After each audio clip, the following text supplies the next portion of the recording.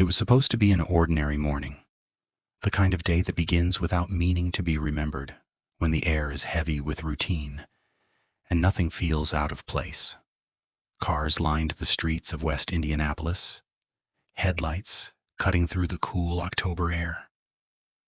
In one of those cars sat 21-year-old Kentrell Settles, a young man heading out, unaware that every small movement, every second that passed was leading him toward a moment that would change everything. A few lanes over, another driver waited. Her name was Deborah Benefiel, 23 years old. She had places to be, thoughts to untangle, and like so many of us, frustrations she didn't say out loud. The light above them glowed green.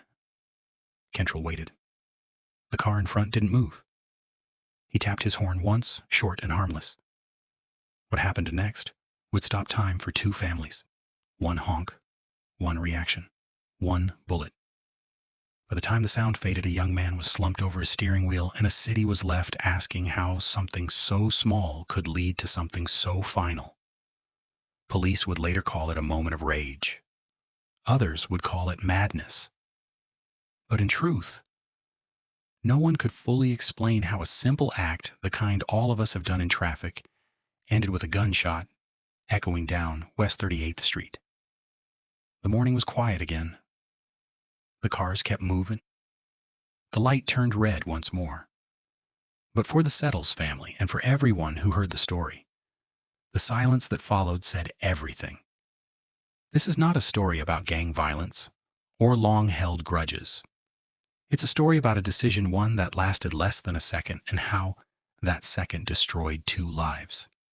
This is the honk that ended a life. The road rage murder of Kentrell, Indianapolis. A city that carries the pulse of the Midwest, where the skyline meets quiet neighborhoods, and the rhythm of daily life never skips a beat. Here people wake early, they rush to work, stop for coffee, wait at red lights. It's the ordinary hum of life, until something interrupts it.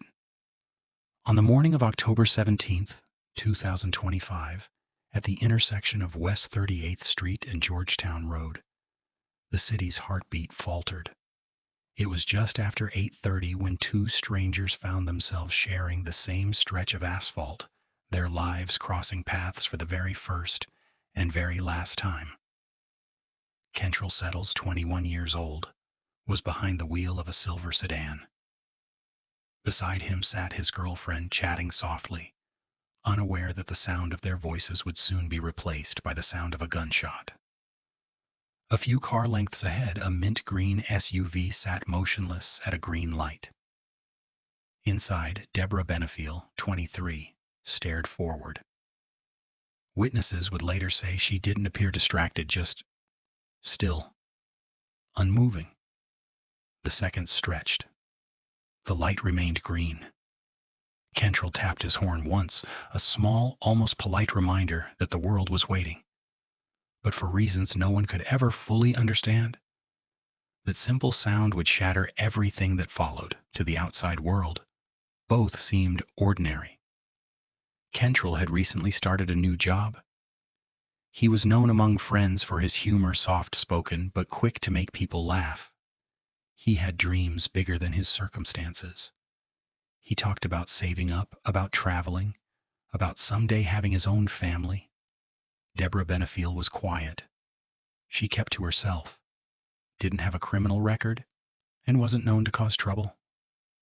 She lived alone, worked part-time, and from the outside she was just another face in traffic. But the truth is, even the calmest faces can hide a storm beneath them. In that moment, under that green light, two ordinary lives collided in a way that would leave a permanent scar on an entire community. By the time emergency lights flashed across the street, Kentrell was unresponsive, and Deborah Benefiel's car had disappeared into the city's maze of roads. The police would arrive within minutes, but the question that hung in the air wasn't just who did it. It was why. Why would anyone shoot a stranger over a horn? To find the answer, detectives had to trace every movement, every word, every moment leading up to that shot. and what they found would be both simple and deeply unsettling. At first it seemed impossible. There were no known disputes, no altercation, just two cars at a stoplight. But a nearby surveillance camera would soon tell part of the story. The footage showed a green SUV pausing at the intersection, hesitating, then accelerating rapidly, following Kentrell's vehicle. Seconds later, the SUV slowed, drifted behind him, and a single flash erupted from the passenger side. That was all it took. One round. The bullet tore through the back window of Kentrell's car and struck him in the chest. The report from the coroner would later describe the injury in clinical precision, a wound that pierced his lung and heart. For his family, those details were unbearable. But for investigators, they were the first clues in a case that made no sense. When police tracked down the mint green SUV, they found Deborah Benefiel at home. The weapon, a .40 caliber Glock, sat inside. She didn't run, she didn't resist. And when detectives asked her why, she said words that would echo through the investigation. "He shouldn't have honked at me." That was it. No fight, no provocation, just a horn. In that single sentence, the world saw the chilling simplicity of rage, how a fraction of a second can destroy two lives. As the sun set over Indianapolis that evening, the question still lingered. What leads a person to that edge, to mistake a sound of impatience for an act of hostility? Was it fear? Anger? Or something deeper, something waiting to explode the moment someone pressed a horn? For detectives, the investigation had just begun. But for Kentrell's family, the waiting had ended. Their son was gone. And as his mother later said through tears, he didn't deserve that. Nobody does. Coming up, how detectives pieced together the events of that morning, the clues that led to Deborah's arrest, and the courtroom battle that followed. Before his name became part of a headline, Kentrell Settles was simply a son, a brother, a friend, 21 years old, full of the kind of dreams that make youth feel endless. He loved cars, music, and the small, ordinary joys that fill a life: weekend basketball games, late-night drives, laughing until the streetlights blinked on. He was protective of his younger siblings, and his mother would later say he had a heart too big for the world he lived in. To his girlfriend, he was calm and steady, the one person who could make her feel safe when everything else was uncertain. Those who knew him remember his smile first. That quiet confidence that said everything's okay, but nothing would be okay again. On that morning, Kentrell was doing something he'd done 100 times before, driving to meet a friend, music playing low, windows down, just enough to let the cool air in. He wasn't in a hurry, he wasn't reckless. He was just living an ordinary day in a city that felt familiar. The last message he sent on his phone was casual, a simple, "I'm on my way." No one reading those words could have imagined they would be his last. By the time paramedics arrived, it was too late. The bullet that struck him ended his life before help could come. His girlfriend, still in the passenger seat, was left in shock, her voice trembling as she told officers what had happened. "We just honked," she said. "That's all we did." "We just honked." Her words would echo through every courtroom hearing that followed. For Kentrell's family, the grief was indescribable. His mother told reporters she still expected to hear his key in the door at night. His father stood silently at the candlelight vigil, surrounded by a sea of flickering lights, unable to find the right words. "My boy didn't deserve this," he finally whispered. "Nobody's child does." In those moments, the story stopped being about statistics or headlines. It became something painfully real, the kind of loss that breaks a neighborhood's heart. The community rallied behind them. Strangers brought food, shared prayers, donated to funeral costs. It wasn't about charity, it was about trying to fill a void that could never truly be filled. In a city already stretched thin by daily violence, this one hit differently. because everyone had been in that situation before, stuck behind someone who wouldn't move, tempted to honk, to shout, to release a moment's frustration. But no one expected it could ever end in death. What makes this case so haunting is how fragile it all was, how ordinary. Kentrell was not part of a feud. Deborah was not a known criminal. They were two strangers caught in a single instant of misunderstanding. And that's what made it so terrifying. Because if something like this could happen to them, it could happen to anyone. For detectives, telling Kentrell's story wasn't just about documenting a crime. It was about giving meaning to a senseless act, finding answers for a family that would never see their son again. But as the investigation deepened, one truth became harder to ignore. There was no warning, no escalating tension, no pattern of violence, just a moment and the irreversible choice that followed it. Investigators would soon uncover the full timeline of that morning. Every witness, every camera angle, every detail became part of a puzzle they could hardly believe. And what they found would reveal a portrait of a suspect who, hours before the shooting, was living a perfectly normal day. The question then wasn't what happened, it was how could it happen so easily? Coming up, the life of the woman behind the wheel. A 23-year-old who had never been in trouble with the law and who, within seconds, turned an everyday traffic moment into a tragedy that would define her forever. Who was Deborah Benefiel, and what was going through her mind at that intersection? In every tragedy, there are two stories, the one we see and the one we never imagine. Deborah Benefiel's story begins far from that intersection, in a quiet part of Indianapolis. Neighbors remember her as polite, soft-spoken, someone who waved, but rarely lingered in conversation. She wasn't wealthy. She wasn't known to police. Just 23 years old, she lived alone, working part-time at a small local business. Friends said she liked to drive with the radio low and the windows up, that she valued silence more than company. Yet behind the stillness of her daily life were signs of strain. Bills stacked up faster than her paychecks. Her car, that mint green SUV, had become both a burden and a symbol of independence. It took her everywhere, and lately, nowhere at all.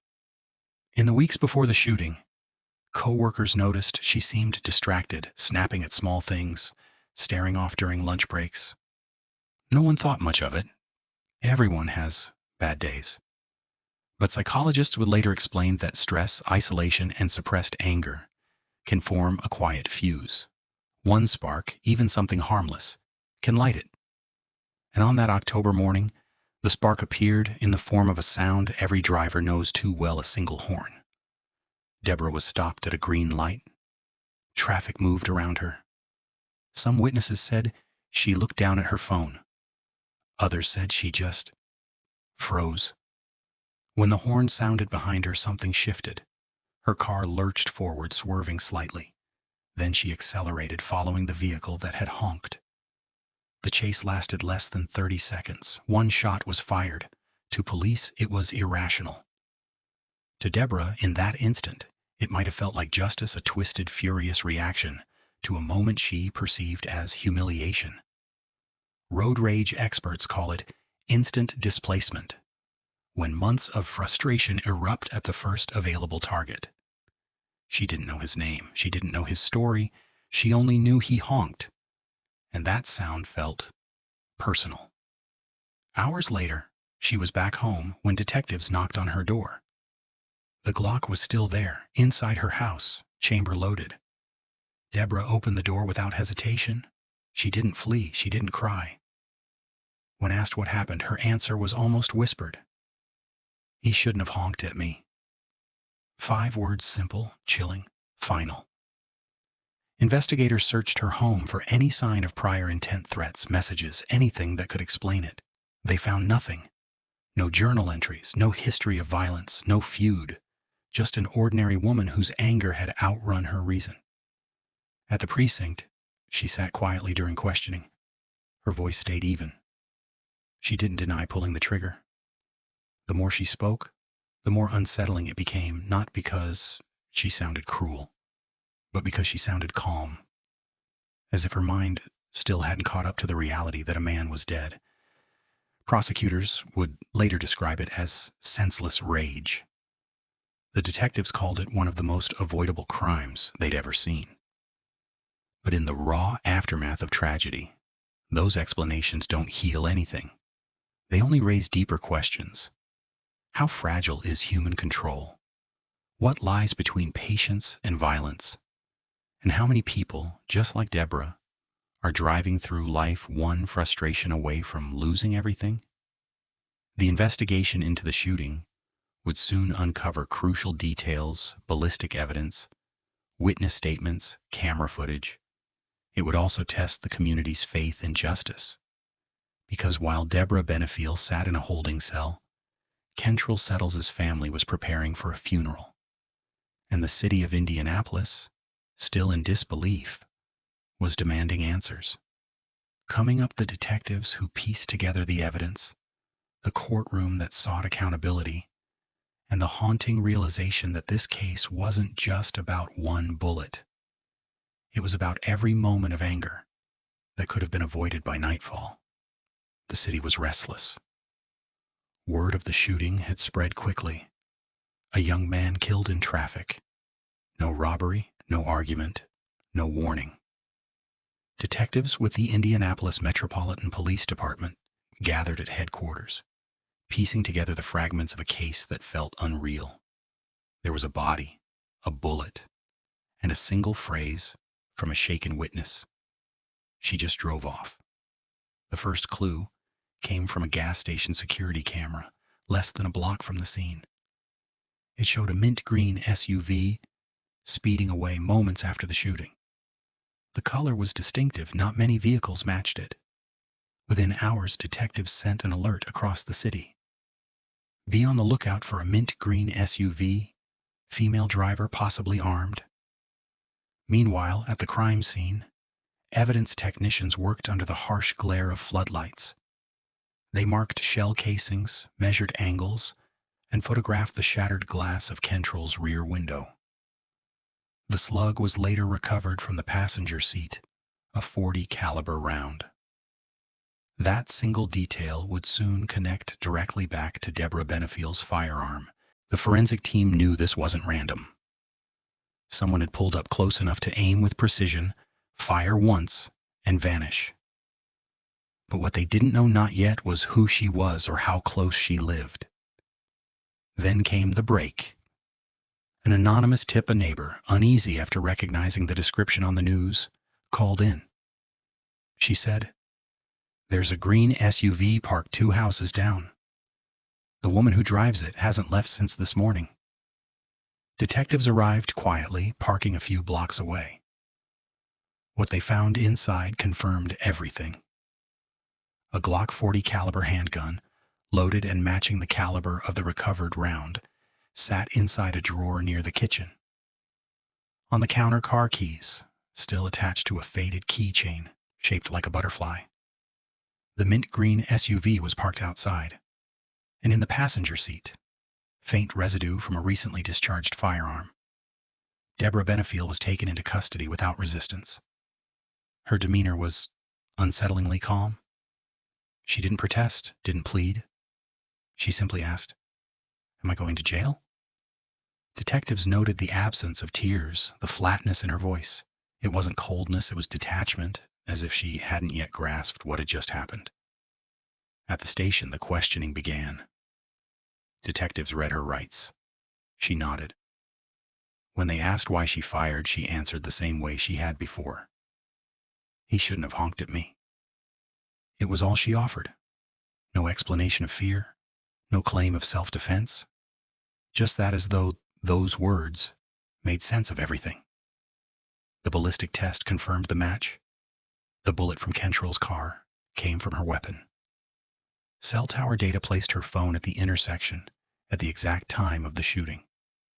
And the gas station footage sealed it. The mint green SUV, the direction of travel, the timestamp. Within 24 hours, prosecutors had enough evidence to charge Deborah Benefiel with murder and criminal recklessness. The case that began with disbelief was now official, documented, filed, and moving toward trial. But even with the facts clear, the question that haunted everyone remained. What made her pull the trigger? Was it anger? Paranoia? Panic? Or had something inside her simply broken that morning, a momentary crack in reason that cost another human life? For Kentrell's mother, the arrest brought no comfort. "I can't be happy she's caught," she said, "because my son is still gone." Her words echoed what so many in the community felt. Justice was coming, but closure was not. The following days were filled with press conferences, public statements, and disbelief. The story made national headlines: a young man shot dead for honking his horn. It was a tragedy that felt both impossible and familiar, because everyone had been there, frustrated in traffic, impatient for a green light, angry for a second that someone else wasn't moving fast enough. But none of them had ever pulled a trigger. Deborah Benefiel sat in a holding cell, awaiting her first court appearance. The weight of her actions was beginning to set in. For the first time since the arrest, she cried. And in that same city, Kentrell's family began making funeral arrangements, picking out photos, writing obituaries, choosing the clothes he would be buried in. 2 lives, once strangers, now bound forever by one irreversible moment. Coming up, the courtroom battle that followed, the words spoken by the prosecution and defense, and the verdict that would define both families' futures. The courtroom has a way of forcing silence. The same streets that echoed with sirens and anger now sat still, replaced by whispers, paperwork, and the slow shuffle of footsteps on marble floors. This was where everything would be measured: guilt, accountability, and the weight of one decision. For the family of Kentrell Settles, it wasn't just a trial, it was the last place they would ever hear his name spoken out loud in the present tense. The state of Indiana versus Deborah Benefiel began quietly. No shouting, no dramatics, just facts and the faint scratching of pens. Prosecutors laid out the evidence piece by piece: the trajectory of the bullet, the recovered Glock, the witness accounts, the gas station footage. Each frame, each photograph, each sentence reconstructed a single moment that had already destroyed 2 lives. The prosecutor's voice was steady. "This wasn't self-defense," she told the jury. "This was impatience turned deadly." And then she paused long enough for every juror to look toward the woman sitting silently beside her attorney. Deborah Benefiel didn't look angry. She didn't even look defiant. Her eyes stayed fixed on the table in front of her, hands clasped, unmoving. To some she appeared remorseful, to others detached. But for Kentrell's mother, sitting just a few feet away, it didn't matter what Deborah felt. The only thing that mattered was the empty seat at her dinner table. When the coroner took the stand, the room grew heavy. The details were clinical: a single gunshot wound to the chest, passing through vital organs. But it was the next witness who broke the silence. Kentrell's girlfriend, the one who sat beside him that day, took the stand. Her voice trembled as she relived the moment. "We just honked," she said, "that's all. We just honked." The defense didn't dispute the shooting. They couldn't. The evidence was clear. Instead, they tried to explain it, to humanize Deborah's breakdown. They spoke of stress, of isolation, of a mind clouded by anxiety. "She snapped," her lawyer said. "She didn't wake up planning to kill anyone." But intention wasn't the point. In the eyes of the law, action defines consequence. A gun was raised, a trigger was pulled, a young man died. And for his family, that was all that mattered. For hours, both sides argued emotion against evidence. Outside the courthouse, supporters lit candles. Inside, time seemed to crawl. The jury deliberated for less than 4 hours. When they returned, the only sound was the shuffle of papers and the soft hum of the air conditioning. The verdict: guilty of murder. No one clapped. No one gasped. Just silence. Deborah Benefiel showed little reaction, her face motionless as the sentence was read. A minimum of 45 years in prison. In the back row, Kentrell's mother closed her eyes and whispered, "Thank you." Not because justice healed her, but because it was all she had left to hold on to. Outside, reporters waited, cameras flashing as family members stepped into the cold October air. One of them said quietly, "We forgive her, but we can't forget." The words lingered like breath in the evening wind, forgiveness without peace. The case closed with finality, but the aftermath continued to ripple. Across social media, the phrase, "he just honked," began trending. People debated, mourned, and questioned how something so minor could erupt into tragedy. Psychologists weighed in, road rage experts spoke to news anchors, and through it all, the same unsettling truth remained: it wasn't about the horn. It was about control, emotion, and the thin line between calm and chaos. For Kentrell's family, justice was a word they accepted, not one they celebrated. Their son was still gone. And for Deborah Benefiel, the prison gates would close behind her, a young woman who had traded her freedom for a single second of rage. The law had spoken. But for everyone else, the question still echoed: how did we get here? Stay with us. Every story ends where it began. The same intersection that once held chaos now holds silence. The lights still change, the cars still stop and go, and if you didn't know what happened here, you'd never guess that a life was taken on this stretch of asphalt. But for those who do know, this place will never look ordinary again. When we talk about crime, we talk about intent, about choice. But sometimes what lies beneath those choices is something far more complicated: emotion. Psychologists call it instant aggression, a sudden, uncontrolled reaction triggered by frustration. In Deborah Benefiel's case, that frustration wasn't new. It was layered, silent, and waiting. The honk was just the sound that broke it open. What we don't often admit is how fragile patience really is. Every day, millions of people drive through moments like this. Someone cuts them off. Someone moves too slow. Someone honks too long. Most of them take a breath and move on. But all it takes is one who doesn't.